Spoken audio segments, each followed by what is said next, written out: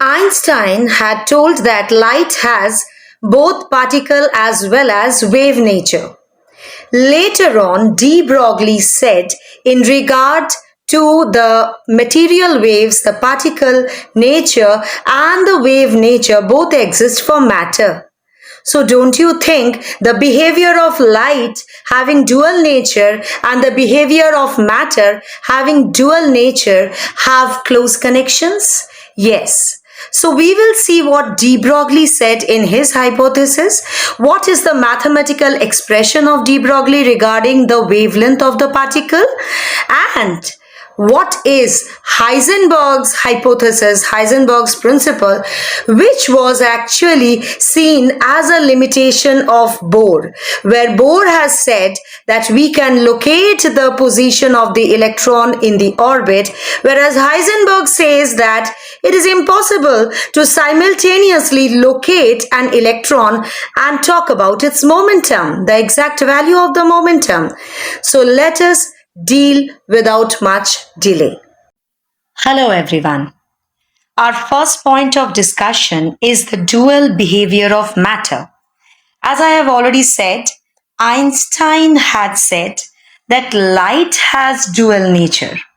So the dual nature was of light as per Einstein. Later on, de Broglie in the year 1923 said, just like light has dual nature, matter also has dual character.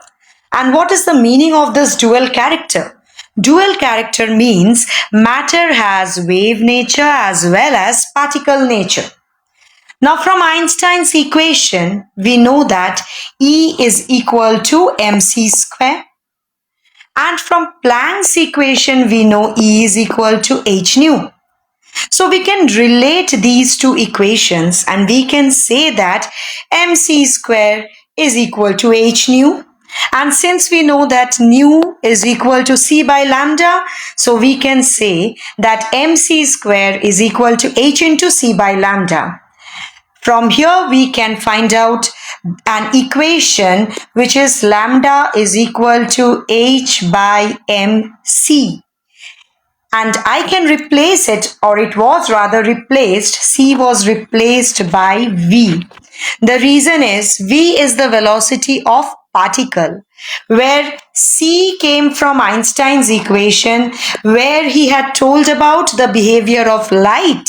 So C was the velocity of photon and V is the replacement because it is the velocity of particle, combining both the concept of Einstein as well as de Broglie. So this equation is known as de Broglie's equation. It's known as de Broglie's equation. Since we know that mass into velocity is momentum, so mv is replaced by p, which is momentum of the particle. Next, we go to relation between de Broglie's wavelength lambda and kinetic energy of the particle. Kinetic energy is equal to half mv square. So, multiplying both the side by m, we multiply both the side by m, left hand side and right hand side. So, we got m into E is equal to half m square v square. And now we can say m square v square is equal to twice me, and finally we got mv is equal to root over of twice me. So now in de Broglie's wavelength, or rather in de Broglie's equation, lambda is equal to h by mv. We just replace the value of mv by root over of twice me. And we get this equation. Now for a charged particle carrying q coulomb of charge, how much? The charge is q coulomb, carrying q coulomb of charge, which is accelerated by a potential difference of v volt.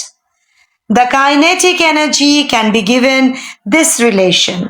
E is equal to the charge into the potential difference. E is equal to charge Q into the potential difference. Since it is energy, so the unit is joule. So we can write lambda is equal to h by root over of twice me that we have got. We replace e by q into v. So this is the expression we got. Next, wave associated with material particles or objects in motion are known as matter waves, or they are known as de Broglie wave. Why? Because it was associated with material particles, matter. And these matter waves are different from electromagnetic waves, because electromagnetic waves have different characteristics. They are not same as matter waves. We'll see the difference. De Broglie concept, we need to understand this, is more significant for microscopic or submicroscopic particles where the wavelength can be measured. Why is it so? Where the wavelength can be measured? Because we have seen lambda is equal to h by mv. Now, if we talk about microscopic particles, then if the value of m decreases, then only lambda should increase. So, if it is microscopic or submicroscopic particles, then only your lambda value as per de Broglie's equation will be measurable. Now, this is what I was talking about, the difference between electromagnetic waves and matter waves. See the important points. Electromagnetic waves are associated with electrical and magnetic fields, and matter waves are not, of course. Now, electromagnetic waves can be emitted or radiated in space, but matter waves are neither radiated into space nor emitted by the particles. So they are simply associated with the particles. So you can say that they are associated with the particles. Now over here, all electromagnetic waves travel with the same velocity. Matter waves travel with different velocity. And the velocity is equivalent to the velocity of light, 3 into 10 to the power of 8 meter per second. And for matter waves, they are different for different types of particles. The wavelength of the electromagnetic waves, it is given by lambda is equal to h by mc that we have seen for photons. The wavelength of matter waves are what? Lambda is equal to h by mv, though we have related them, but the electromagnetic waves are having a velocity c that was assumed, and here it was replaced by the velocity of the matter waves. So at least 2 to 3 important points need to be mentioned when you are asked the difference. So I have marked most important 2 to 3 points over here. Next, this is a question based on the concept that we have discussed, de Broglie. If the velocity of the electron in Bohr's first orbit, where in Bohr's first orbit is given, calculate de Broglie's wavelength. Now, here I did not totally solve it for you. I said you have to use this formula. Lambda is equal to h by mv. Mass of the electron I have provided. Rest is there in the question. And please check your answer. Next question is, the mass of an electron is given, may not be given also. The kinetic energy is provided.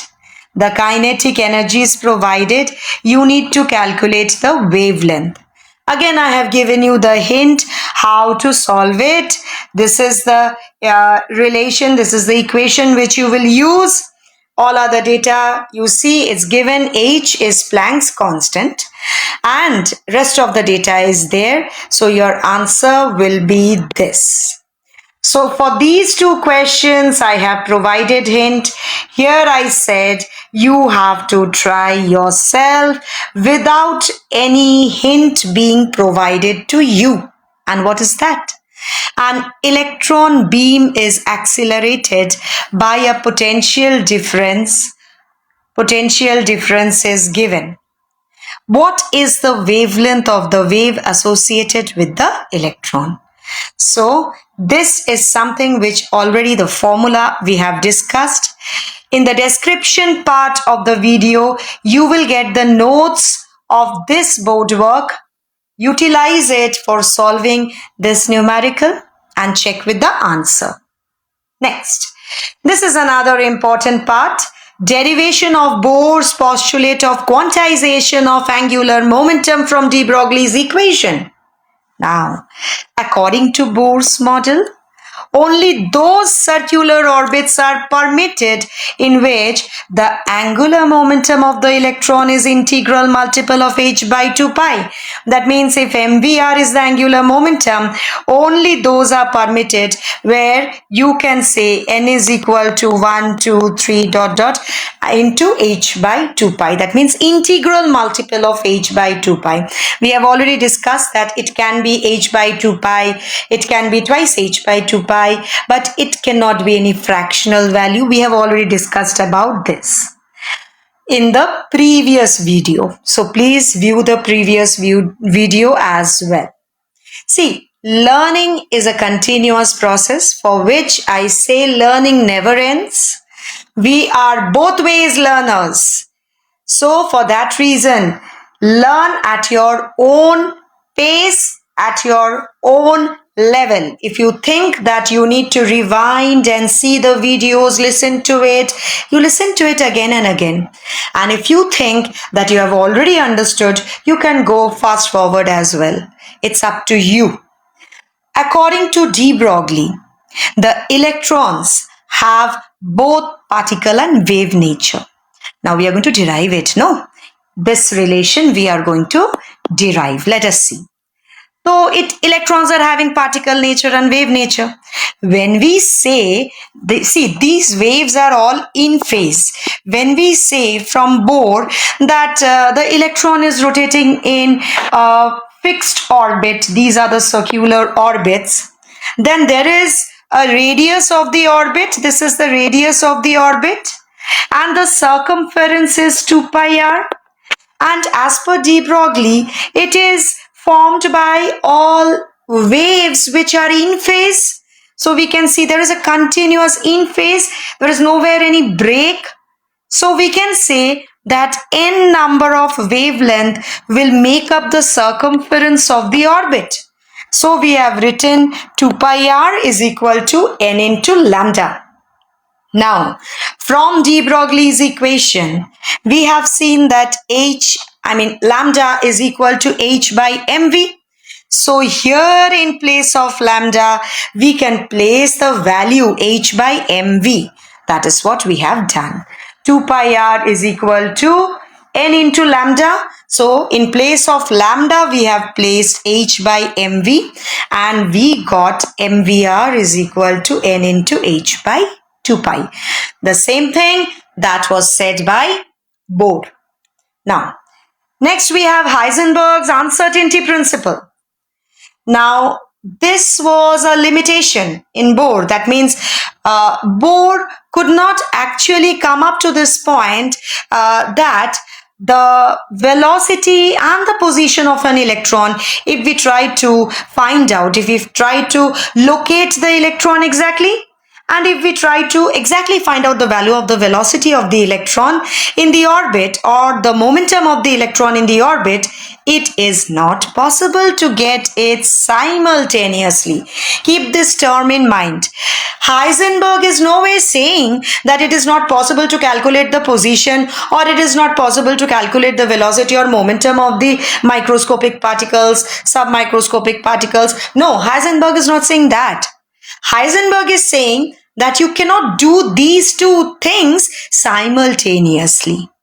But keep in mind, it was for a microscopic particle and it is said that you cannot simultaneously determine the exact position, exact velocity or momentum simultaneously, right? So this term simultaneously, why I am emphasizing, the reason is you can calculate but You cannot do it altogether. Now, mathematically it was given as delta x into delta p was greater than equal to h by 4 pi, where delta x was uncertainty in the position of the microscopic particles and delta p was uncertainty in the momentum. Since we know mass of the object is constant, we cannot say it's uncertain. So mass into velocity is the momentum. So for delta p, we got m into delta v, which is greater than equal to h by 4 pi. Now this is the relation product of the uncertainty in position and uncertainty in velocity is greater than equal to h by 4 pi m. But it can never be less than h by 4 pi m. And what is the minimum value? Minimum value is delta x into delta v is equal to h by 4 pi m. This is your minimum value. And this minimum value is, we can see it's a constant, that is h by 4 pi m. H is also Planck's constant. Pi, 4 and mass of that electron all are constant. So this is a constant. So that is what is said. Delta x into delta p can never be less than h by 4 pi. And since the minimum product of delta x and delta p is constant, we can say there is an inverse relation between the uncertainty in the position of the electron and the uncertainty in the momentum. That means you go to locate the position of the electron, you will not be able to find out the momentum. If you go to find the momentum exactly, you will not be able to find the position of the electron. So instead, it is only possible to predict the probable region in a given space where we can find an electron. So rather than trying to locate exactly an electron in a particular position, we can talk about the probability of finding an electron, as it was said by Schrodinger. We will discuss. There is a region in space where we can find an electron rather than there is a point in space where we can find an electron. Thus, Heisenberg replaced the concept of definite orbit by concept of probability. Now, this is an application of the concept again. Calculate the uncertainty in position of a dust particle of mass 1 mg if the uncertainty in the velocity is given. Again, I have given you the hint how to solve it. Uncertainty in position you have to find. So delta x you have to find, and this is the relation. See, all other datas are there. So check with the answer. Next, the next application of the concept again. If an electron is to be located within a range, so I cannot fix it to a minimum value. Within a range is given 5 into 10 to the power of minus 5 angstrom. What will be the uncertainty in its velocity? Since it is located within a range, so again using the same formula, delta x is given, m we know, h is constant, pi we know, we can find out delta v and check with the answer. This is your answer. Try yourself without any hint. I can only provide you the answer here.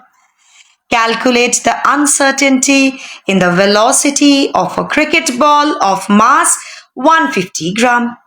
If the uncertainty in its position is of the order of 1 angstrom. Value of h is given, may not be given also, and the answer is provided. Do check with the answer. I know there are a lot of calculations, but the numericals are easy. Have patience, be mindful, and of course, practice meditation. That will increase your concentration level. Thank you all of you.